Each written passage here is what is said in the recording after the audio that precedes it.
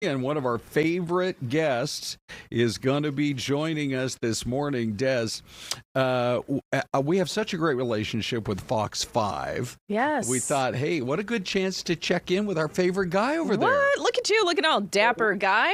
I love that Well, suit. how did I get that? How did I get that a dubious honor to be your favorite guest? I'll take Yeah. it though. Happy Well, Friday. Happy sure. Friday. Man, yeah, you are looking sharp, that's for sure. There's just so many things going on in D.C. today, Guy.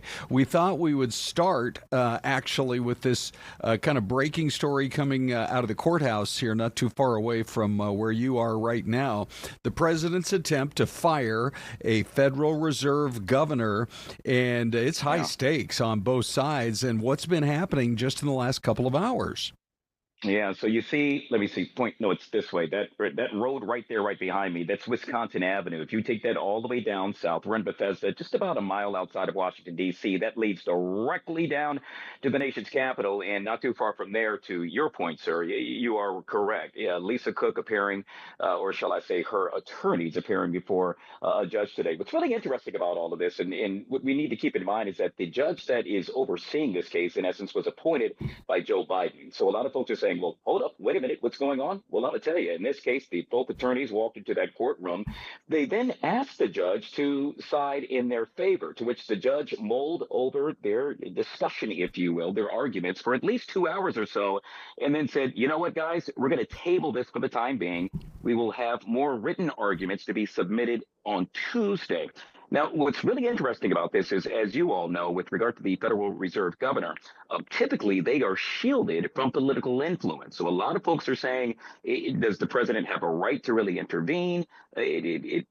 We're going to have to see all this play out in the courts, as you know, but it's just a hot topic right here in the nation's capital, and something that we're going to have to keep a very close eye on, guys. Yeah, because the Federal Reserve is supposed to operate as an independent institution. So it'll be really curious to see what judges decide here in this case. But it's like, Guy, what does she do in the meantime? Does she show up to work on Monday, Tuesday? Yeah, Like, isn't that what do an you do? interesting? Can you imagine? And so it's the $1 million question. Well, if we're talking about the Federal Reserve, it's the $1 trillion question. And so I don't know, quite honestly. Mm-hmm. It's such a weird predicament to be in, to not literally know as to whether or not you could walk in that office. And if so, can you imagine all the eyes all on you while you do so? Right. Perhaps not the best situation to be in at this time. I mean, and this is something that hasn't been done in more than 100 years. We've Yes, never, ever right. seen something like this Sure. happen. Yeah. And it is interesting because the whole case revolves around, I mean, it could be as simple as an honest mistake. Obviously, you can't have two primary residences at the same time. But my understanding is you're just checking a box here or there on a form. And it could have been as simple as an honest mistake. I guess eventually we'll figure it all out. Yeah, but at the same time, let's be real, guys. This really just boils down with regard to what took place with the Fed chair Jerome Powell and him not lowering rates as of yet. Obviously, that has not made the president too happy, and so many are stating or speculating that all eyes happen to be on the Fed, and if he can pick at any particular thing, well, he will do just that as a result of these interest rates not being lowered. Yeah. Okay, so let's shift to the next topic, Guy. By the way, we have Guy Lambert who is joining us. He's been a guest more than once here on our streaming show on Fox 10 Talks. We love to get his perspective. It's now been we're right at about the 2-week mark since the president said we're going to do the surge. It's coming up on 3 weeks now. Yeah. And how's it going so far? I'm seeing some reports that at least the homicide numbers have almost disappeared in the last 2 or 3 weeks. Yeah, you hit the nail right on the head with that one. It's all about the numbers, and what do they say? Numbers don't lie. It's really interesting. Yesterday, yet again, not too far from where I'm at right now, White House Press Secretary Caroline Leavitt made the statement that crime since the implementation of the actual federal surge, and I want to be clear about that. It's known as the federal surge, not a federal takeover. In essence, the president doesn't have the power, if you will, to literally take over the Metropolitan Police Department, just adding additional support. So the mayor has been very adamant about stating this is a surge, not a takeover. But to answer your question, we know that crime is down, according to Caroline Leavitt, some 19%. Violent crime down some 30%. And here's the big one, guys. carjackings, which I can tell you last year, it was something of the norm. We now know that they are down some 67%, yet again, since the implementation of the federal surge. Now, overall, right here in the nation's capital, with regard to crime this year, it is down 27%. And guess where that's coming from? Directly out of the mayor's office. What's really interesting about all of this as well is that Mayor Bowser, Muriel Bowser, D.C. mayor at that, is crediting President Trump, saying that, hey, guys, this is really working. It's helping. She's also stating that, well, instead of this surge to continue, if you will, over the next, let's say, several weeks or thereafter, that she really wants the focus to be on additional police officers, judges, and attorneys. And what she stated is that residents are living in fear.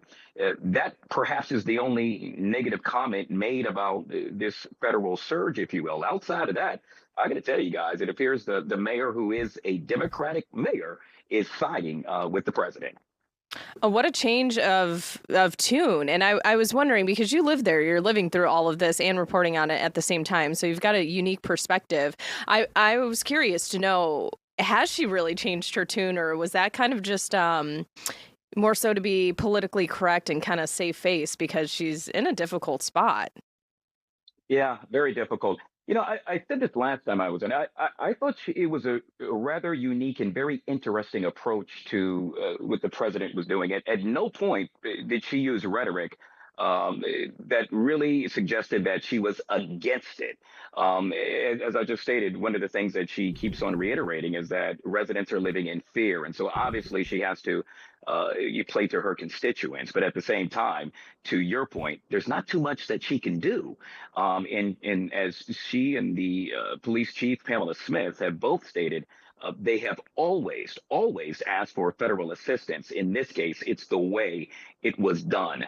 That's rubbed a lot of people the wrong way. Well, before we let you go, I have heard that, and we've been talking a lot about Katrina today, 20th anniversary today, that you've got some recollections. Were you actually in New Orleans on that very day? Yeah, it's hard to believe, but yeah, God, and I know I look 20, so I would have to be 0 at the time. Hey, Guy, I'm just going to say it, black don't crack.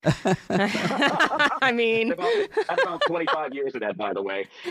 Yeah, I attended a New Orleans Saints game there. It was a Friday night. I won't forget it. And then the next day, we were due to play in a golf tournament and knock at the door, and hey, we got to go. And what do you mean we got to go? Obviously, at that time, I had not been watching the news. We had no idea.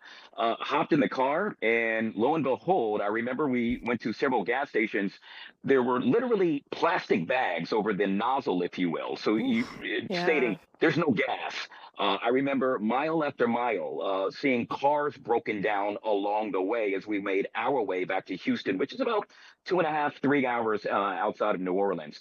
I remember seeing moms changing their babies' diapers on top of the hood of the car because they had nowhere to go. They ran out of gas. It was such a horrific sight to see, especially with regard to folks fighting over gas. And it's something that hopefully, we'll never have to revisit. But it's yet again hard to believe 20 years since that has happened. And for many of us, it's as if it just took place yesterday. Yeah. And some people never even returning home, too. I'm sure it's just wild to think about that it has been that long. Hey, one last question. I know I just said the last question was one last question. Are you in the Fox 5? Okay. Are you in the Fox 5 lunchroom, or where are you? I'm trying to figure it out. I am. So can I move it around? Yeah, go ahead. Of course. Right, yeah, awesome. So this is barely hanging on there. There we go. I can move it around a little bit. So I'm in one of the conference rooms.